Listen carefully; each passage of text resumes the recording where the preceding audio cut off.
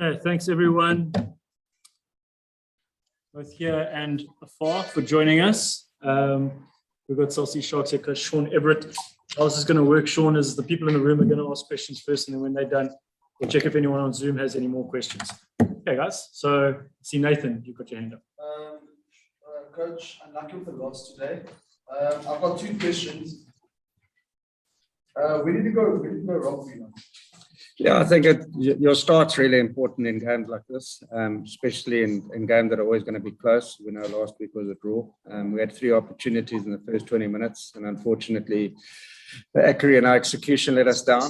And I'm talking about the handling errors. All 3 of those opportunities would have led to tries. So, then you become under the pump. But the same can be said to the Stormers. They also had opportunities in the first half. What we didn't want to do today was give the Stormers running meters from the back, and unfortunately the kicking accuracy wasn't quite what we wanted tonight. So we played into the Stormers' hands, who deserved their victory tonight. Then my last question: one of the starting players was spotted at 10s this series this morning.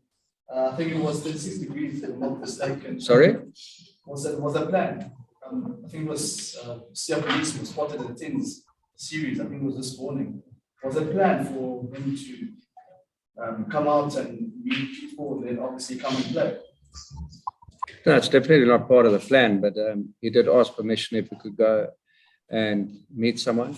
And they were back within, I think, 25 minutes, if I'm not mistaken.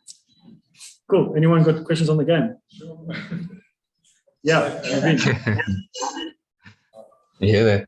Yeah, I think going back to the first ball, considering the players at your disposal, that maybe the ball was put in the air and it went too much. We would have liked Apelele Pasi to counter a bit more. We did chat to him about that at half time. But in saying that, we were winning the aerial battle. If you look at the stats at half time, we won most of our contestables back. So I don't think that was a major issue. Like I said to you, if you allow a team like that to get momentum and play off quick ball and front football with backs with like Warwick Galant and Sinatla, you are going to be in trouble. On that, I mean, it's very difficult to play any other game than a kicking game when the Stormers defended like they did in that first half. They did some suffocation by it, didn't they? Yeah, they stopped us well. I think they had a lot of energy on defence and they defended well. And sometimes you've got to give credit where it's due. They put us under pressure. They turned us over, in the first half. 5 minutes from the line, they turned us over with a knock-on in the second half. So, yes, they defended well, and sometimes you've got to give credit to them. They're really playing with a lot of resilience from a defensive point of view, and they're certainly finishing off the opportunities like they did in the second half. Sean, just a word on the scrums. Last week, you guys had the upper and obviously dominated in that aspect.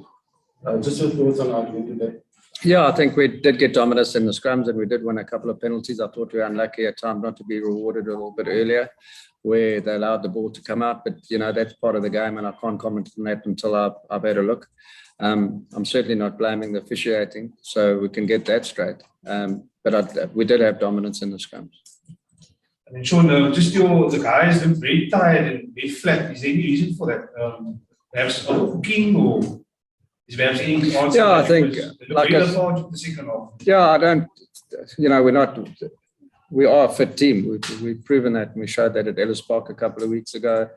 There's a lot of things that can happen in a game when it's not going your way. Like I said to you, when you're making the errors that you do and the team's punishing, you have to cover large distances and have long sets of play, then fatigue does set in. We'll have a look at the video and come up. Just on that as well, sorry. Something I should possibly ask you in a different form, because I've asked a lot of Sharks players about coaches this over the years.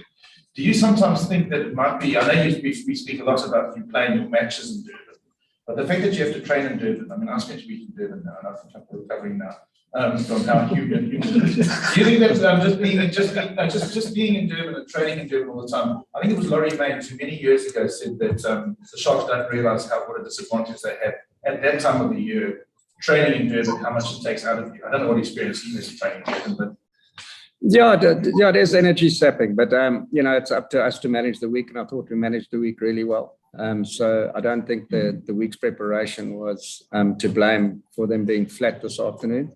We had a light Monday, and we've been keeping our sessions short. We've been keeping our meetings short, and the guys have had most afternoons off this week. So, I'll have a chat to the players and see where we are. And obviously, Alan Temple-Jones, the S&C guy, we'll look into that and see how much that has become a factor.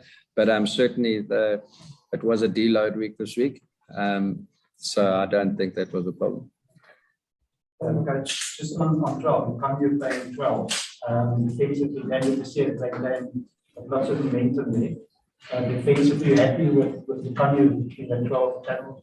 Yeah, I think Kanye played well when he gets opportunities. He does really well. Last week, he performed really well at 12, and he's got a man of the match there. So he is solving a problem for us at the moment. Obviously, ideally, we'd like him to play 13, but I don't think that contributed to the result tonight. The Stormers were good tonight. Just where does this lead you now? You looked as the South African team to take it far, but how do you get back on this? And especially if you changing quite often, especially your backline was quite the dangerous backline. Where do you see yourself get back on this? Well, we just got to win next week, and then you're back on track again. It's not doom and gloom for all of us. I think we're all pretty much level pegging. I know the Bulls didn't get a bonus point, so we level with them. Stormers all have gotten 2 ahead of us. So we're all fighting at the bottom of the URC table. A win next week, a win on the road in Benetton, and then 3 home games against Scarlet, Zebri, and Edinburgh. Things look slightly different. I think the problem that we have in the URC is that some of the teams that are just above us at the bottom of the log are playing against teams that are missing a lot of international players. So that can upset the apple cart, like last week, Cardiff beating Leinster. That does change things and make it a little bit more difficult for us. But I think, like I said before the game to Matthew Pearce, that, it's exciting to see how we can climb the log. Unfortunately, tonight we didn't get any log points, so that doesn't help. Yes, Ken. But you had a good, your Curry 15 and a good win in the week. And that just sort of showcases the depth that you've got available. So you can possibly, if I go back to my point about possibly other people saying you're tired, you've got quite a lot to work with. Quite a lot of depth to work with and rotate. And at the same time, those guys who played the Curry Cup the other month, I put pressure on the guys who played today. Yeah, it's always good when the Curry Cup team performs well. And I think what was pleasing on Wednesday night, that there were a lot of good individual performances, in really difficult conditions. And if you look at that game on Wednesday, our spine performed really well. Fezan Bartlett played well, and Emil van Heerden played well. And then you look at the performance of a guy like Noche, so that's your spine, that's doing well up front. And then obviously Cameron Wright did a good game. And Kerwin, showed some promising touches and kicked really well. So yeah, it is great, and those guys can put pressure on the chaps in the URC. Sean, just positives. What can you take out of this game going forward, obviously for your upcoming games? Yeah, I think what I said during the week about our discipline let us down last week with four yellow cards, 2 penalty tries. That was always going to be hard last week, and I suppose we did chuck a huge advantage away by not winning last week. I think we'll go and look at review this game. Like I said, our scrum worked well. We'll probably need to work on the accuracy in our lineouts, because those were attacking lineouts that we lost. So with that goes opportunities. And then we need to obviously look at the collisions and the breakdown, because if we give the Bulls quick ball, with their big ball carriers, we're going to be in trouble. Okay. Just a word on the Stormers, because I sort of feel like we almost like turned a circle in a way. It's almost like we used to talk about scrum culture here, and now it's almost, and you guys have like this sort of open side blanket sort of culture. And Dion Ferry and then Noah McCarver here. The Stormers have changed the way they play quite significantly in the past year. Would you agree with that?